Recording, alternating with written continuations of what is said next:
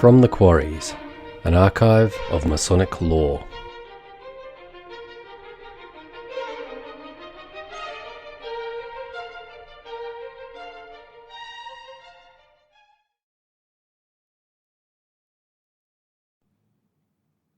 Mathematics, a short talk first published in November 1925 by the Masonic Service Association of the United States.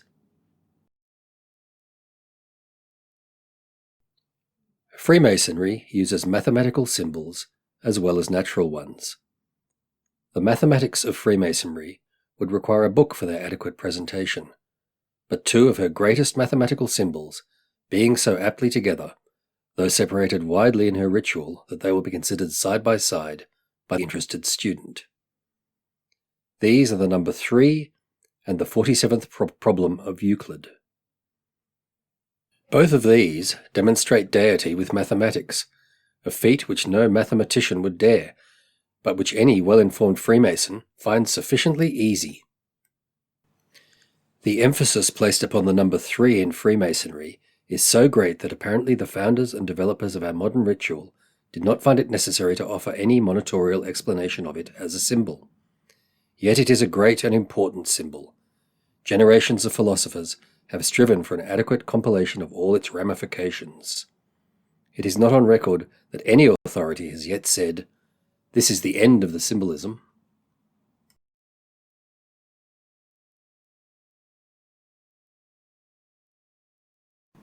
It is neither necessary nor desirable to compile the ancient references to Trinity from the oldest known and recorded, that of the Brahmins, to the modern Christian Trinitarian doctrine. The religions of the world, of all peoples and all lands, have stressed the tripart nature of God.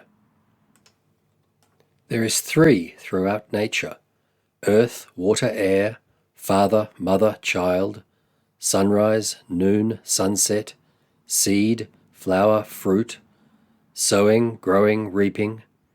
Man must early have learned of 3, and nature's insistence upon 3. And there is 3 throughout Freemasonry: 3 degrees, 3 principal officers, 3 original Grand Masters, 3 lesser lights, 3 great lights, 3 movable jewels, 3 immovable jewels, 3 of 15 who travelled in a westerly direction, 3 raps, 3 gates, 3 circuits in circumambulation, 3 steps on the master's carpets, 3 steps in masonry, 3 pillars supporting, 3, 3, 3.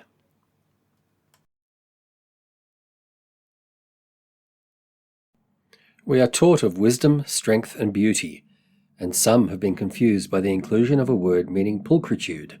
Some initiates think that it refers to form and face, and is therefore effeminate. But sex does not here enter the symbolism. In wisdom, strength, and beauty, the philosopher finds reference to mind, body, and spirit, which support our institution. But there is much more to this symbolism than support. It is at once a plea, a command, an exhortation, and a prayer, that our institution be supported by the best of wisdom, the greatest of strength, the most blinding of beauty. There is need of wisdom in any world, especially is there need of wisdom in one torn by dissension, riven by differences, swept by passion, and dismembered by prejudice.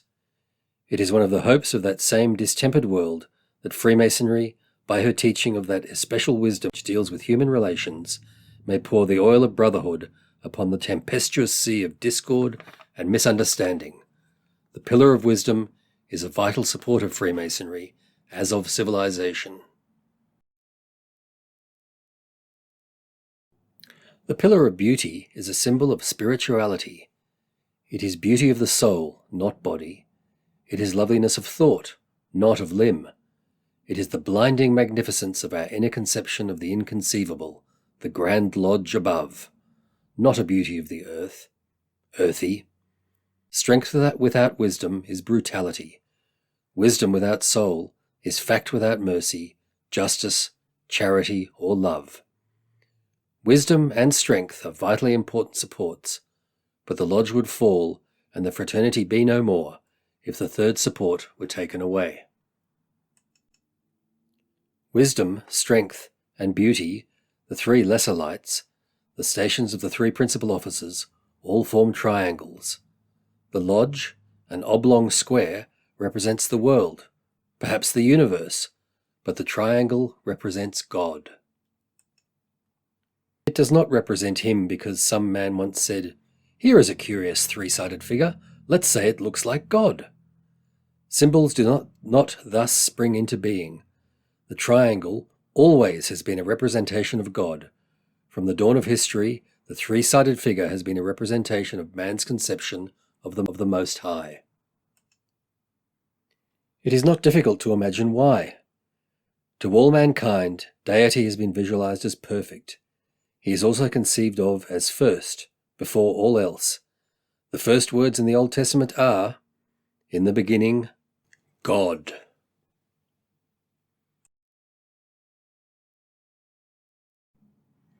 A point is nothing but an idea. That which connects 2 points is a line, but a line has a beginning and ending.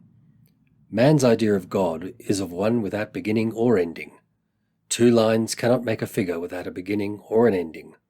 They form a cross or an angle, but always there is the sense of imperfection, of something wanting. But when 3 lines form a triangle, it is without either beginning or ending, and it is the first possible complete figure which can be constructed of straight lines. Is it not both logical and beautiful that the first perfection which geometry can show should have stood and still stands as a symbol of him from whom geometry, Freemasonry, came? This, then, is the reading of the number 3 throughout Freemasonry. It is a symbol that the great architect is everywhere, that we can move not, work not, live not, love not, without we do so beneath his all-seeing eye, as workmen in his quarry. Everywhere, in every degree, is 3, 3, and yet more 3s. Everywhere throughout all life is God, God, and yet more of the omnipresence of God.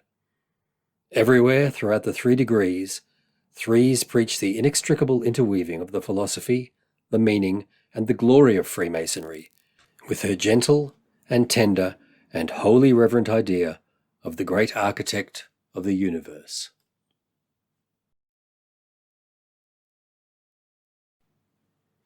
So much for the number 3. As the child begins the study of arithmetic with simple digits and gradually progresses through mensuration of all sorts to algebra, and finally, in high school, to geometry, so the Freemason meets his first Masonic mathematics in the number 3, and gradually learns more and more of the gracious mensuration of the craft, until he is invited to study the geometrical 47th problem of Euclid. The 47th problem of Euclid is older than Pythagoras. The sublime degree of Master Mason as we know it is younger than Pythagoras by many hundreds of years. Our rituals are accurate in neither date nor fact, and yet all of their symbols of Freemasonry, the 47th problem is one of the most beautiful and most filled with meaning. For the benefit of those who may have forgotten their geometry days, the 47th problem is here simply stated. In any right-angled triangle, the sum of the squares of the 2 sides is equal to the square of the hypotenuse. This is demonstrably true regardless of the length of either side. But in the problem as diagrammed in the lodge, and for simplicity's sake, it is usually shown with sides the proportions of which are as 3 and 4 units, when the hypotenuse, or longest side of the triangle, will be as 5 units. If one draws on paper a line 3 inches long, and at right angles to it and joined to one end of a line 4 inches long, then the line connecting the 2 ends will be 5 inches long. The square of 3 is 9. The square of 4 is 16. The sum of 9 and 16 is 25. The square root of 25 is 5. We are taught but little about this problem in our rituals, and, as stated, much of what we are taught is wrong. We are instructed that it was invented by Pythagoras, that he was a master mason, that he was so delighted with his invention that he exclaimed, "Eureka! I have found it!" that he sacrificed a hecatomb, and that the problem teaches Masons to be general lovers of the arts and sciences. Why so great and awe-inspiring a symbol should receive such scant attention is not our problem. Perhaps it is because the fathers of the ritual thought it beyond the grasp of many, and so better left for the individual to follow if he would. Certain it is that he who will think on this problem will find a rich reward. How came this wonder to be? What is the magic of 3, 4, and 5, or 6 and 8 and 10, or 36 and 64 and 100, or any other set of numbers of the same relation? Why is the sum of the square of the two lesser always equal to the square of the greater? What is the mystery which always works out, so that no matter what the length of any two lines, so be it they are at right angles, the line joining their free ends will have a square equal to the sum of the other two squares? If one line be 7.6954 inches long, and the other 19 miles 573.5732 feet long, the sum of the squares of these numbers will be the square of the length of the line joining their free ends, if, and only if, the two lines are at right or 90-degree angles.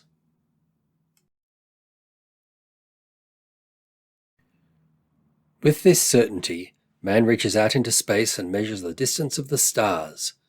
With this knowledge, he surveys his land, marks off his boundaries, constructs his railroads, and builds his cathedrals. When he digs a tunnel through a mountain, it is the 47th problem of Euclid by which he measures so that the two parties digging towards each other meet in the center of the mountain, having dug a straight tunnel. With this knowledge, man navigates the ocean and goes serenely and with perfect confidence upon a way he cannot see, to a port he does not know. More, with this problem he locates himself in the middle of the ocean, so that he knows just how far he has come and whither he goes. If we put down the squares of the first four numbers thus, 1, 4, 9, 16, we can see that by subtracting each square from the next one, we get 3, 5, and 7, which are the steps in Masonry, the steps in the winding stair, the brethren which form the entered apprentice, fellow craft, and master mason lodges, which are, in other words, the sacred numbers. These have been sacred numbers from the dawn of history. Always they have held meaning for those who attached a significance of spiritual import to mathematics. Always they have been symbols of the interrelation of science, knowledge, exploration, building, and God, religion, worship, and morality.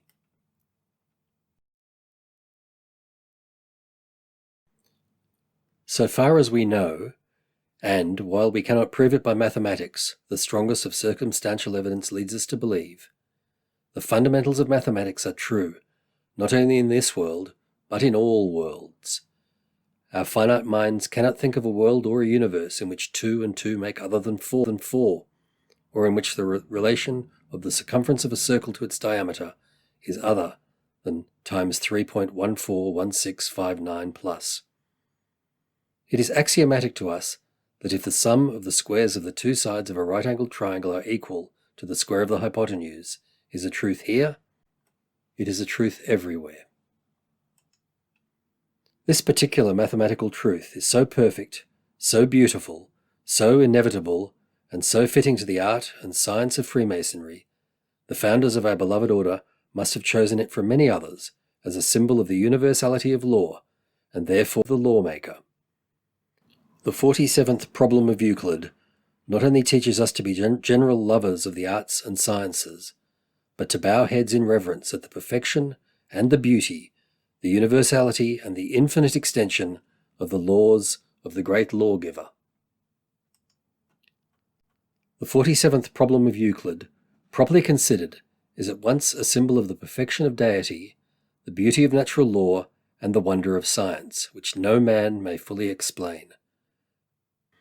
It has no reason why that we can state, for, reduce it to geometry though we will, show it on paper that it must be so, we still have the ancient and eternal question before us, as hard to answer as the child's query as to why twice 2 and 2 is 4, why not 3 or 5, why Why? Why? The 47th problem of Euclid is a symbol of the magnificence and the unknowability of deity, while testifying to his universality, the simplicity of his truths, and the wonders of his heavens and his earth. And that is the end of the lecture.